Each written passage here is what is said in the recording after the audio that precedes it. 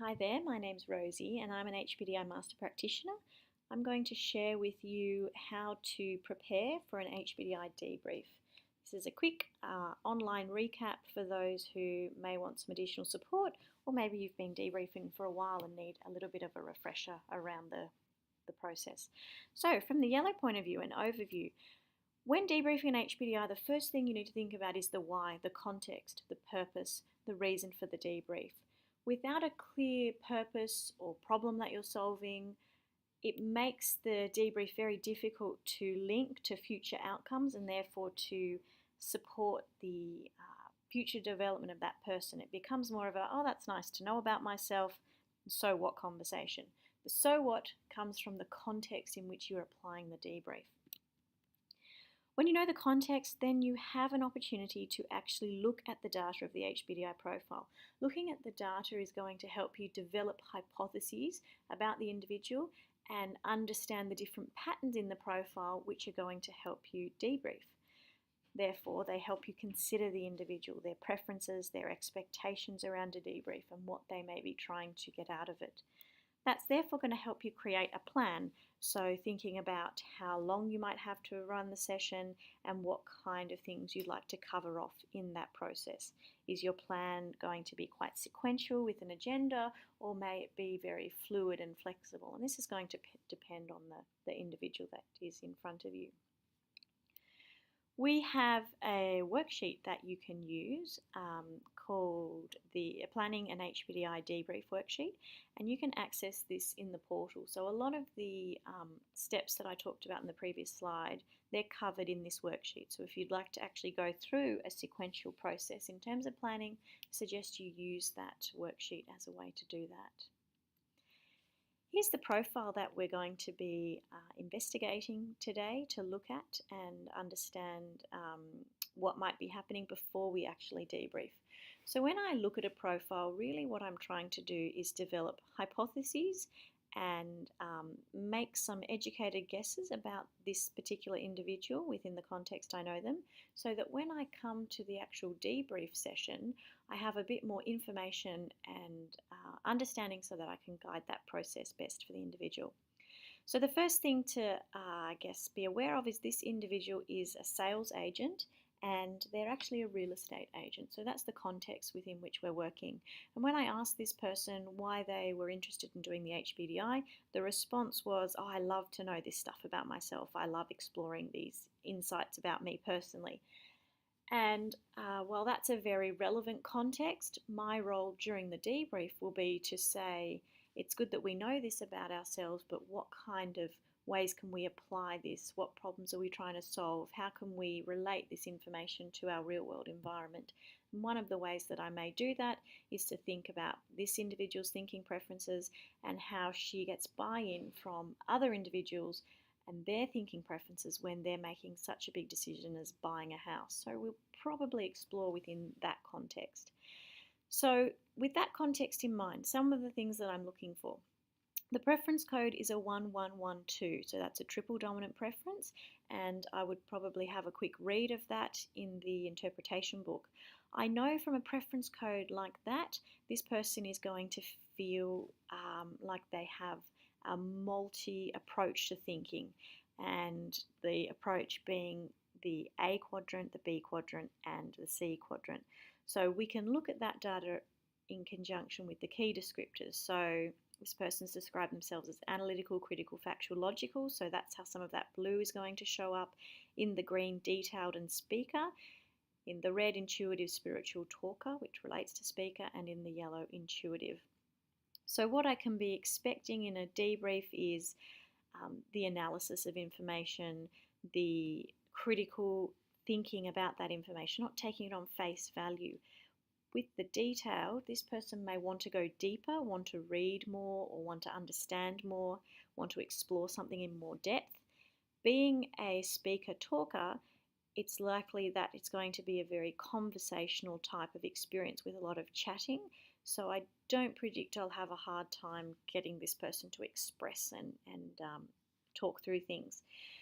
Interestingly, this individual has some I call opposites in terms of their key descriptors. So, on the one hand, they describe themselves as a more spiritual, intuitive type thinker, and on the other side, they describe themselves as an analytical, critical, factual thinker. So, that would be something that I'd want to explore with this individual. How do those two ways of thinking, which can appear opposing, opposite, or maybe mutually exclusive, how do they work in harmony for this thinker, and how can they, or do they sometimes create conflict or challenge around that? So that would be something that I would explore. Another thing that I would look at is the work elements. So the work elements are suggesting how this thinker is approaching their role in the work context. And what's interesting is in a work context, the distribution is somewhat even. So where we didn't have a huge number of descriptors coming out of the yellow previously, in the work context, conceptualizing and integration are very key to this role. So it would be interesting to explore how in a work context some of these different elements play out in helpful ways, and sometimes whether there is challenges in the work context. For example, a technical might be a challenge in the space of understanding maybe positioning or selling to the technical thinker, and another area of writing, what does that mean in terms of the role and the impact that may have. So we talk about those areas in relation to the particular role she's in now, and also compare how that might play out versus the key descriptors and where there might be some similarities coming through there. The other thing to think about with the jumping over to the profile scores, when I look at those profile scores, there's no score of 100 or more. We often say a score of 100 or more may be a thinking preference that's manifested in this person's behaviour. And so it's interesting that there isn't a very strong preference in one particular quadrant overall. So it might be insightful for this person to think about how they use these different quadrants in a multi-dominant sort of thinking process. And then on the flip side, it could be interesting to think about how this thinker may at some times experience analysis paralysis or thinking of too much information. And the reason I'd make that hypothesis is because we have the triple dominant thinker as well as the word analytical. So analysing information not just purely from a blue perspective, but analysing people information, analysing implementations, analysing concepts, and then also doing that in a detailed way. So these are some of the things that we may end up exploring in a debrief. The other interesting thing about this profile is the under pressure information. So under pressure, you can see a shift in this profile, and we can see the blue quadrant stays fairly similar. The green quadrant has a slight increase. The red quadrant has a very significant increase in focus, and the yellow quadrant has a very significant decrease. So what the 0 means under pressure is 0 times this individual has chosen a word from the yellow quadrant when it was provided under pressure. So talking to this person about pressure, what creates pressure, what pressure looks like, and what noticeable differences happen in their thinking would be really interesting to explore, and what that shows up in helpful ways and unhelpful ways. And by that I mean it's not always an assumption that pressure is going to be detrimental. With a thinker like this, with the multi-dominant thinker, it's possible that sometimes they're not sure which quadrant to make the decision from because there's lots of options to think about. But under pressure, it becomes quite clear that something in the red quadrant is becoming much more of a focus, and that may really drive the thinking or drive the issue forward to a point of resolution. So my hypothesis would be something like, when trying to get a buyer across the line to buy a house and the pressure's really on, how does this thinker perhaps go into the red quadrant in terms of talking, connecting, sensing information, and how does that help them in terms of getting this person across the line? And similarly, I could also ask, and does this ever hinder them because they may overlook the bigger picture, the conceptualization, and maybe the synthesis of information. So those are the types of things we might think about. In terms of the bottom section of the data summary, I don't know what's going to be insightful for this person because I don't know them intimately, but when I look at the patterns there, I see in adolescent education there's an interesting pattern coming out with that strong yellow thinking. So I would be talking about the change of the profile over lifespan. Has this thinking, is it a result of the environment, or has this thinking pattern always existed, and how has it changed perhaps in the past? And then for educational focus and occupation, we're seeing quite a multi-dominant preference being displayed here. So we'll be exploring whether that's true to how the person experiences what they've studied and their current role.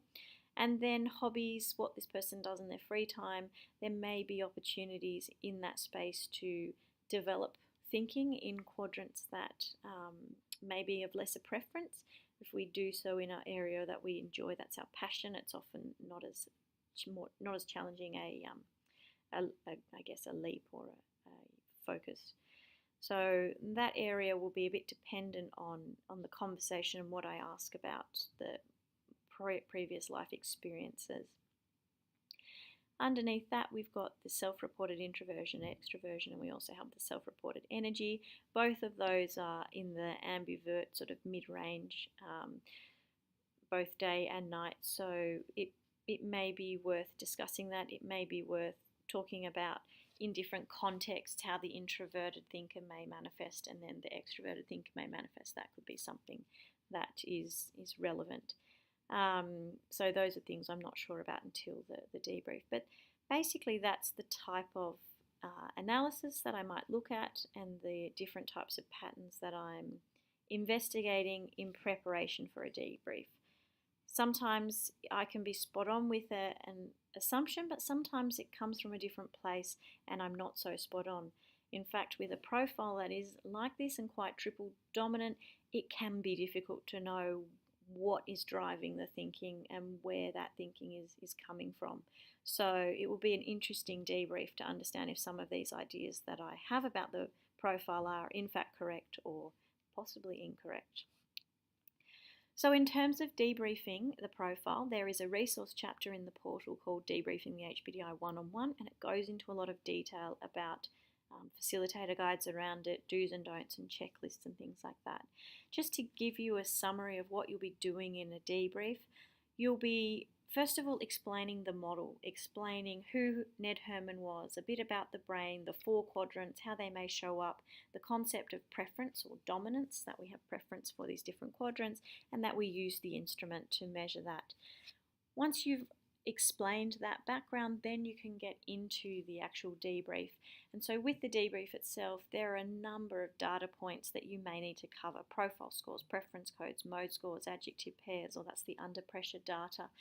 And then on the data summary page, those elements that you may need to cover off. So make sure you're aware of all of them, what the pattern is there, and therefore how you may use that data to help gain additional insight for the individual. And I guess my last message would be that any insight that you're drawing from this profile is only as powerful as the context in which you're using it or the problem that you're trying to solve. And that goes back to the first slide, the overview slide, in Discover the Context. So any debrief or debriefing experience is all about the context and how the information will be applied, which really makes it meaningful and more than just, isn't that nice to know, let's put it in the top drawer and leave it. It makes it much more sticky and it makes it much more able to be embedded in the individual's life. So I hope that was a helpful recap on what you might look for when you're analysing a profile, and hopefully you can replicate that in the different profiles that you might see out there. All the best with that in the future.